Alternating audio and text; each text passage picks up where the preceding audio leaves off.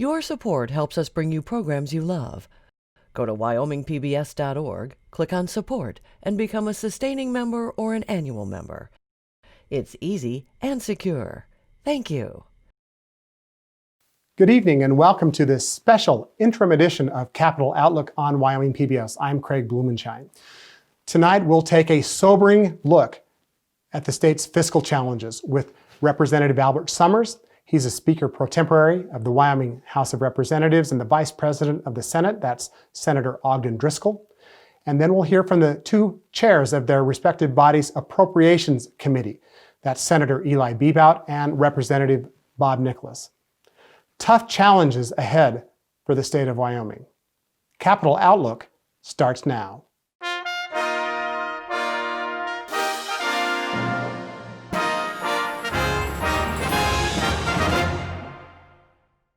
This program is supported in part by a grant from the BNSF Railway Foundation, dedicated to improving the general welfare and quality of life in communities throughout the BNSF Railway service area. Proud to support Wyoming PBS. By a grant from AARP, serving the needs and providing real possibilities for the over 50 population in Wyoming. AARP Wyoming. Proud to support Wyoming PBS. And by Wyoming Humanities, celebrating our heritage, strengthening our democracy, and growing Wyoming's creative and cultural economy for over 50 years. Visit thinkwy.org. And thank you for joining us on this interim edition of Capital Outlook. I'm Craig Blumenshine from Wyoming PBS, and our goal tonight is to dig in somewhat deep into the state's fiscal woes. They're stunning by all accounts, and I think the Wyoming legislature is now coming to grasp with maybe how they're going to deal with it along with the executive. And with us tonight as we begin the show, our Representative Albert Sommers. He's the Speaker pro tempore of the Wyoming House and the Vice President of the Senate, Senator Ogden Driskill. To both of you, welcome, and thank you so much for joining us. Thank you, Craig. Pleasure to be here. Just 3.5 months ago, everyone left Cheyenne with a budget that I think most people agreed was full of needs and not too many wants. And now here we are, just a few months later, looking at a $1.5 billion shortfall by most accounts. The governor is about ready to announce some significant cuts. And I want to begin our discussion tonight by asking each of you, what are your expectations of the executive branch, of the governor, as he really takes a look at putting a cleaver, really, to Wyoming's budget and how we're moving forward. Senator Driskill, let me start with you, and then Representative Sommers, you'll certainly have plenty of time to follow up. Well, I'll start with, I wish the executive branch and the governor the best of luck. It's absolutely a perfect storm. You couldn't have picked a tougher set of scenarios when you have a state that bills are paid by mineral income, investment income, agriculture and tourism, and all of them get hit close to the hardest in the nation. And we knew we had hard times coming, but it's tough. And so for me, my wish is that the governor really does a good, fair job of presenting a good, balanced job of balancing what he can as best he can. To go back to our Appropriations Committee, and I'm going to kind of throw the ball across the aisle a little bit. I've served with Albert on appropriations, and the years that I was in there, we cut $400 million. We thought it was a Herculean effort. We put a lot of push on the governor at the time. We made him eliminate a lot of positions, do a lot of things, and this is just that was a drop in the bucket. It was historic at the time. Nobody'd cut that much money ever. And all of a sudden we're faced with 3 to 4 times. So we're truly on unplowed ground and really interesting times for the state going forward. Representative Sommers, of course, that then meant about 311 positions, if I recall, in 2016. In your testimony before the Joint Appropriations Committee just last week, you were thinking today, and even then, that may not have been enough positions. There were programs cut, maybe not enough positions. And here we are in this mess, as Senator Driskill said, is just catastrophic. Yeah, it really is just, Just think about that, a $1.5 billion drop in revenue. If you take the middle estimation, right? If you take the most optimistic estimation, it's still $1 billion drop in the revenues. And so, under the middle one, we're looking at $800 and some million shortfall. Okay, so we're short revenues, but shortfall, and it pretty much eats up our entire rainy day fund in the next 2 years. So people might say, why does that matter? Why does that matter? And it matters because we rely on a certain amount of money in the rainy day fund just to cash flow the state. Our revenue doesn't come in at the same time as our expenditure. And so then if you kind of fast forward to positions, right? So where do we make these cuts? These cuts, that's why I guess it's really important for, I believe, the governor to start this, because he has the time. We on appropriations, we spend a lot of time, but we don't have the time to dig into each agency like a governor could task his people to look at each agency and really determine what are the priorities. As Ogden knows, as Senator Driskill knows, when we get a budget, we see what the agency's priorities are. And this will be a good opportunity for the governor to go back, okay, is this really your priorities? What can we cut? What is the most critical? And in the last cuts, I think there was some troubling. I had some issues with the previous administration and the way they made cuts. It often looked like they cut money, pass through money to people, programs to people, rather than cut employees. And I get it. Employees, I don't want to put people out on the street right now. But what we really have to look at is this program worth retaining both the part to the people and the employees? And it's a no-win deal. It's just a no-win deal.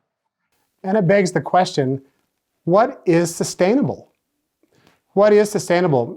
There's certainly a revenue disconnect by any way you look at this. I think you both have said this is one we can't cut our way out of. The Senate president said, the people will tell us when it's time to raise taxes, and they're telling me now. And he said that at the start of the legislative session. So how can Wyoming get to sustainability here in what has to be a quick amount of time, right? Senator Driskill, do you want to take the first crack at that? Yeah, without a doubt, the amount of time for all of us that have been working for a number of years, we've seen this coming, and I'll take the hit on it. We knew this was coming. We've made attempts to fix it, and the truth is, we're like any other good human being.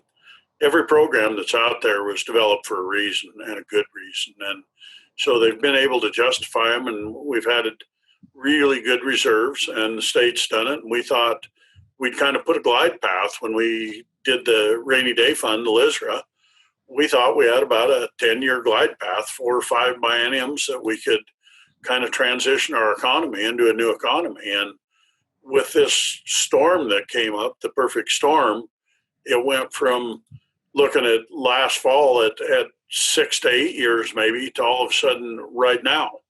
And the cuts are going to be like nothing anyone's ever seen before. The example I'll give you is kind of proactive. YDOT went out and closed 10 rest areas in the last 10 days, made announcements they're going to close them.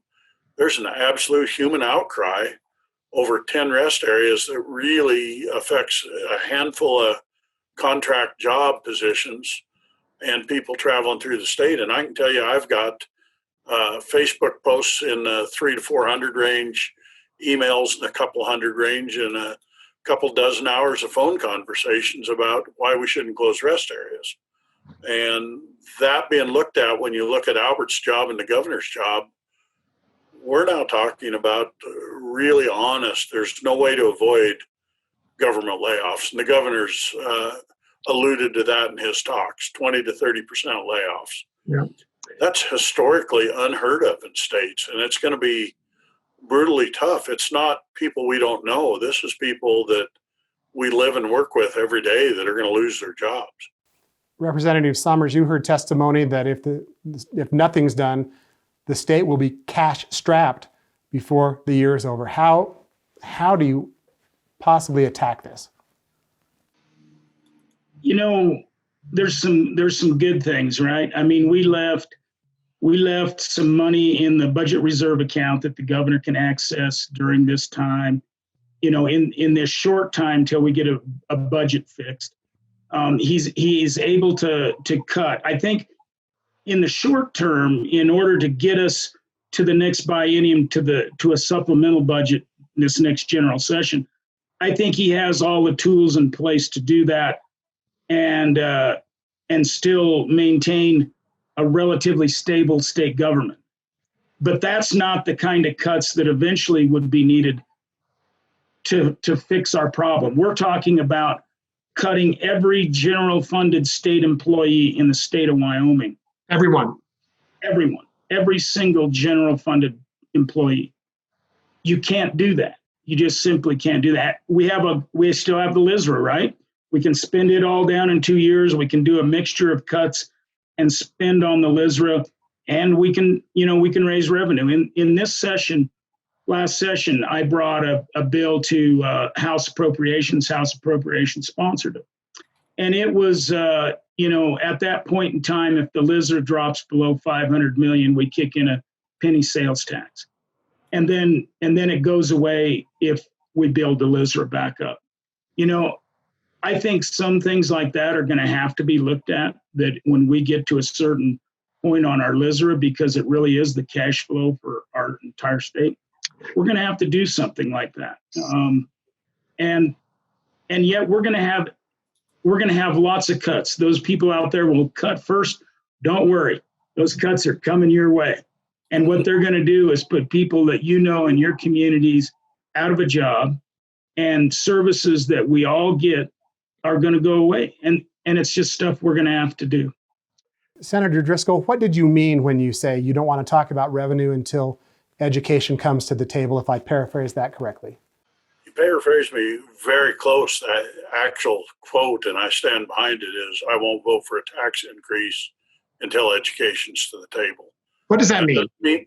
Doesn't mean we necessarily cut education, but we sit and have an honest conversation about how we go about it, because I truly believe there's no way possible under our current formula that the Supreme Court has mandated upon us that we can, we did $133 million of increases in the last session, and we just approved that we did it. It's got built-in escalators for inflation.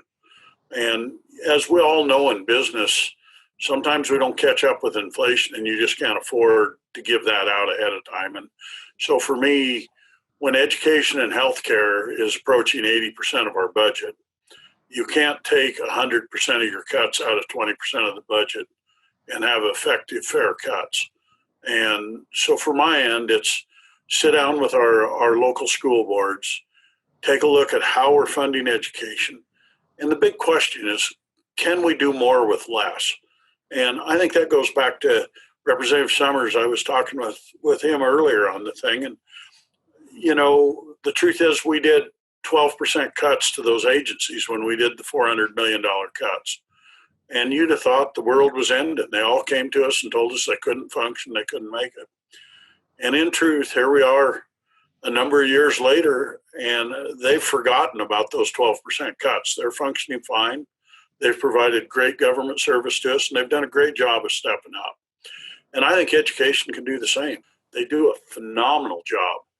But, there's certain times in economies and budgets that you can't afford the programs you have. And it doesn't matter how wonderful they are and how great they are. If you can't pay the bill at the end of the day, the party's over. And that's really where we're at with education at this point. I totally agree. We're going to have to cut budgets, and significantly.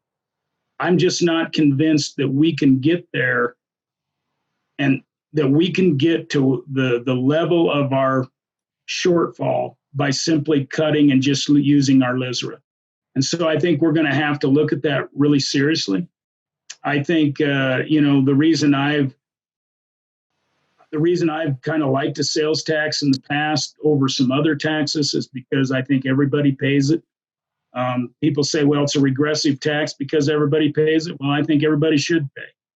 I think people that spend a lot of money should pay, and people that spend a little money should pay. I just think it's a fair trade. Time is of the essence in laying out the base policies and how we enact these cuts and really make it clear all across government, not just to the government, but to our constituents, that this isn't a chicken little sky is falling this time. Is the cuts are real and they're coming. And for anybody that thinks they're not going to affect them, they're wrong. Representative Summers did it dead on. We're going to have families and good friends and otherwise they're affected. And we may have roads that don't get plowed. I grew up next to South Dakota and I know what a poor state runs like. I'm sorry we have to leave it there. Thank you to both of you again. I appreciate your candor and I appreciate your willingness to visit. We're going to move on now to the two co-chairs of the Joint Appropriations Committee, Senator Eli Bebout and Representative Bob Nicholas. That's next. Stay with us. Thanks so much, Craig. Thank you so much, Greg.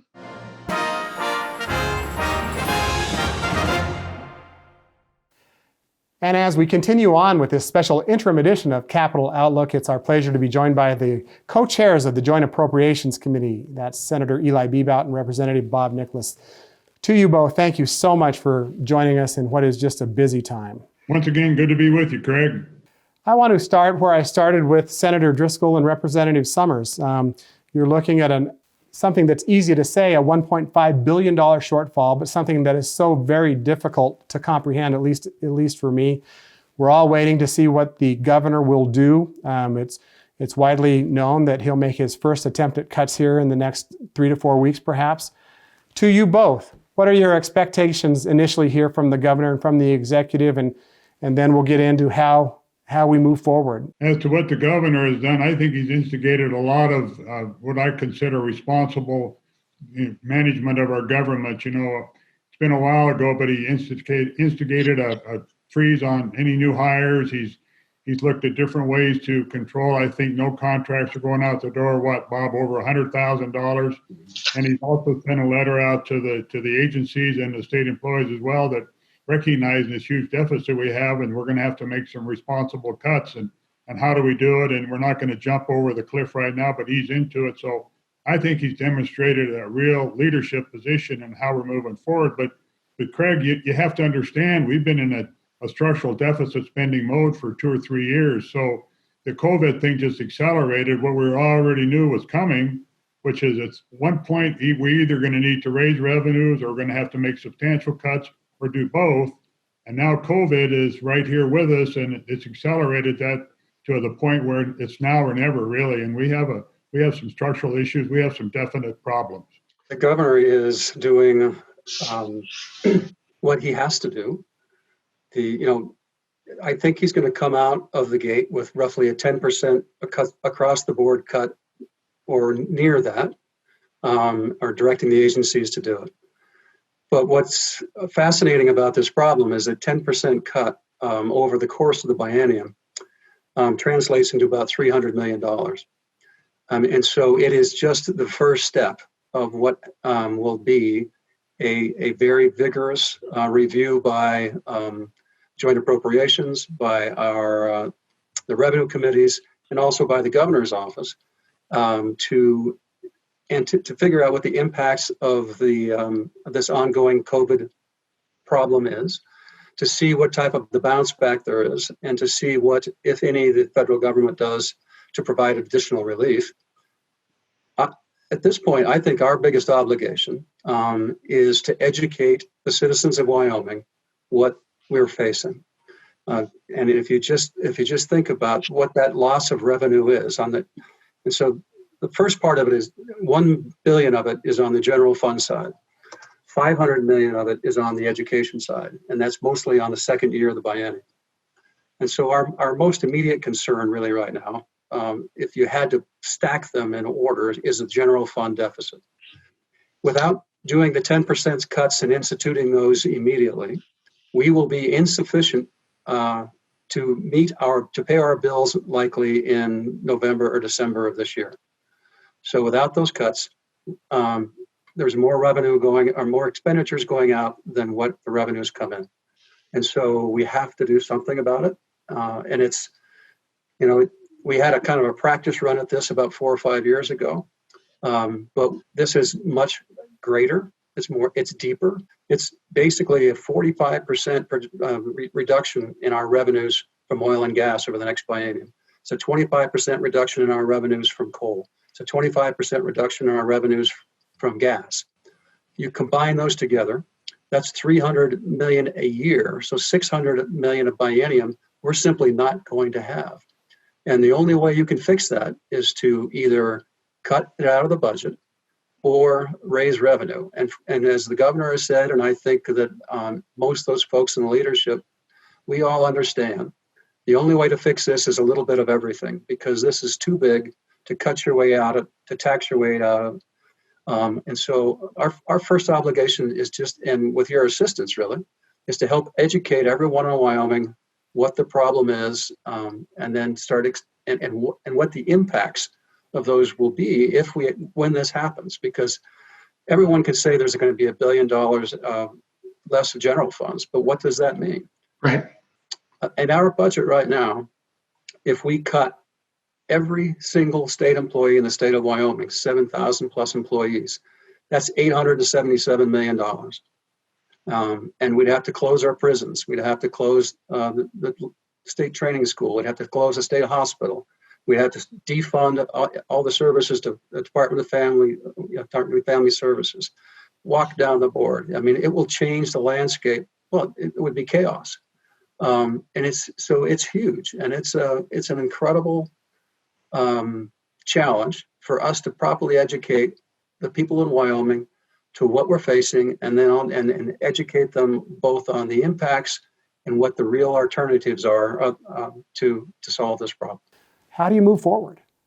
Well, I think the Joint Appropriations Committee and the whole budgeting process need to play a very important role in that process and how we move forward. And until we can really take a look at having a better idea with our sales tax revenue, that's one thing that Bob didn't mention. Not only do we have all the severance tax and all those particular declines going on, but we have a huge reduction in sales tax as well. Interest income from our investments is down. So all of this adds up. And so to really do it properly, and the one thing I think we need to do is we need to do it sooner than later. If we don't try to start doing some things now, which the governor will do, and he's asked the agencies to have their 10% reductions in by July 1st, I believe, and to start that. But the longer you go, the more you spend, the harder it is to dig yourself out of that situation. So once we get some better projections on our sales tax, get a better idea. Oil doing a little bit better, but it's so far from where we really need to be, and have a better idea on the revenue side, then I think we probably should look at another opportunity for the legislature to get together and work a budget. To do that, you need to have the Joint Appropriations Committee do a mini budget hearings, if you will. We can't go in there and just say we could do across the board cuts. I don't think any of us want to do that. We'd rather see programmatic cuts, but which programs? How do we do it? Representative Nicholas mentioned close a prison, close a WLRC, all these things. It's not going to happen. We just, we just can't do that. We can, there's a point in time where you cut. And if you look at the state's general fund, it's under $3 billion. And we've taken probably 400 or 500 million out of that in the last 3 or 4 years.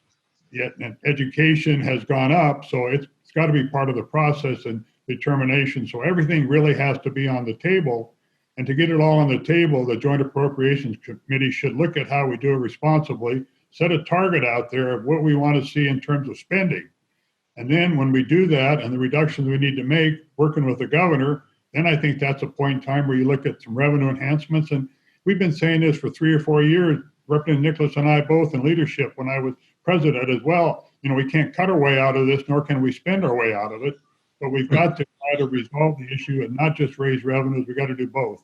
And I think that's what the JAC should do, and we be involved, and I look forward to that challenge. Years ago when we had this in 98, 99, and a lot of you may remember that, and of course I was in the House then, and what we did is we did look at a sales tax. But I think before you start running to raise revenues, you got to have an idea on what you're going to do in reductions and how you use other avenues of revenues available to us. But this is all crashing now, Representative Nicholas, right on your shoulders. It's only on the House side. They've got to want to raise revenue. That's it. So it's an interesting dilemma. There's no question that a sales tax is the quickest way to get money into the bank account. And if you raise a 1 cent sales tax, that raises roughly $320 million. And for the biennium, which is, that's 1/3 of our budget. And then if you modify the 1/3 of the deficit, you should say. To the deficit. And if you remove exemptions, that's up to almost $200 million in exemptions that so by removing exemptions, by raising 1 cent, we're halfway home on the general fund side of the deficit. Now, when you do that, you have to capture those revenues and not have the pennies go to the counties, because basically it would just be that increase would be going directly to to fund our ongoing deficit. But that's just a good example that's a fairly steep increase in impacts on every citizen, but that doesn't even take us halfway home. It gets us 1/3 of the way home. With education considered, sure. That's right. And so then you have, we have a gas tax, which is an alternative. A nice thing about a gas tax is that 2/3 of it are paid by folks from out of state, and it doesn't have a penny for penny increase to the market, on the purchase of your average person who's buying the gas. And so, that's a good way to spread this burden on folks other than the people in Wyoming. Your next option is to modify your assessed rate for private property owners versus business. And there's some logic to that, because the business has been carrying Wyoming, and they've been our primary taxpayer for the last 100 years. And if they can't bear that burden, then it's logical that the average homeowner might increase its burden by, 4 mills. That's $70 million. At least that's a start. Yeah. But you're going to have to hit every one of these things, and we'll go through agencies, we'll go through federal programs, we'll go through the things we have to have, the things that we need, and the things that we can live without, just because we're not going to have the revenue to do what we've done in the past. Well, I want to thank each of you, Representative Nicholas and Senator Bebout, for your time. As we said earlier, it's certainly a busy time, and we really appreciate your joining us tonight on Capital Outlook.